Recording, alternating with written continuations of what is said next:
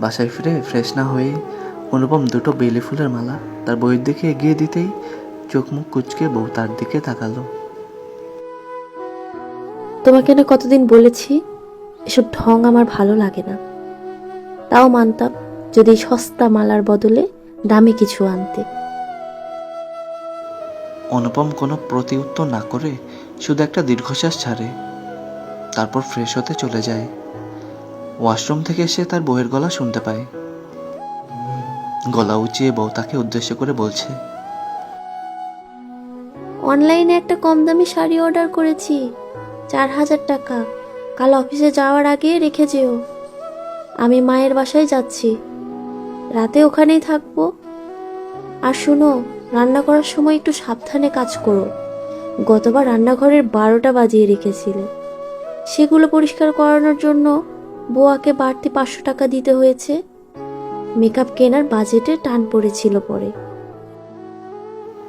অনুপম বেসিনে আয়নার দিকে তাকিয়ে অন্যান্য দিনের মতো আজও অপর্ণার সাথে মনে মনে কথা বলা শুরু করে দেয়।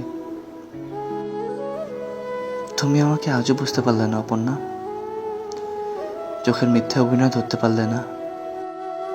টিএসসির মোড়ে আমি কখনো বেলি ফুলের মালা কিনতে যাই না, যাই তোমার স্মৃতিচারণ করতে। ড্রেসিং টেবিলের আয়নার সামনে বসে এক মনে আয়নায় নিজেকে দেখছে অপর্ণা।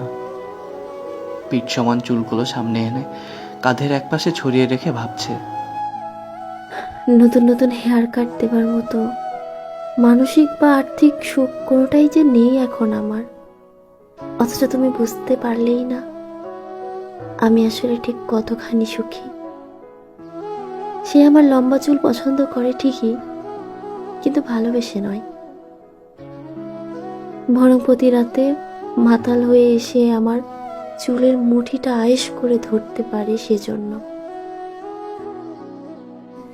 টিএসসির মোড়ে গিয়ে আমি কখনোই ওকে কল দিয়ে অফিস থেকে চলে আসতে বলি না একসাথে মালটা চা খাওয়ার জন্য, বরং মনে মনে প্রার্থনা করি সে যেন ঘুণাক্ষরেও টের না পায় যে আমি আমার প্রাক্তনের স্মৃতিচারণ করতে আসি এখানে।